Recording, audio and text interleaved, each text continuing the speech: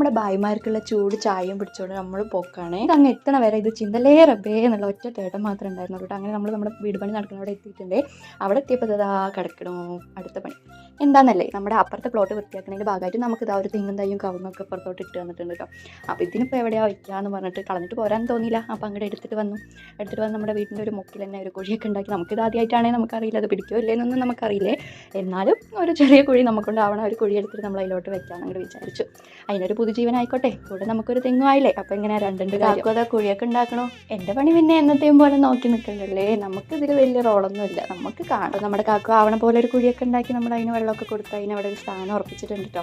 അപ്പോൾ നമ്മുടെ കാക്കു പറഞ്ഞാൽ മതി പോകാമെന്ന്. പക്ഷേ എനിക്ക് ആ കവുങ്ങ് അങ്ങോട്ട് വിട്ടിട്ട് വരാൻ അങ്ങോട്ട് തോന്നിയില്ല. അപ്പോൾ നമ്മുടെ വീട്ടിൻ്റെ ബാക്കിൽ ആ കവുങ്ങും കൂടി അങ്ങോട്ട് സെറ്റാക്കി കേട്ടോ.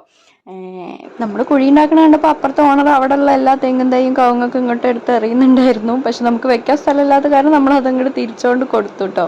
ഇത് കാറ്റടിച്ച വീട് പോവോ അതോ പിടിക്കോ എന്നൊന്നും നമുക്കറിയില്ലേ, നമുക്ക് വഴിയെ കണ്ടറിയാം.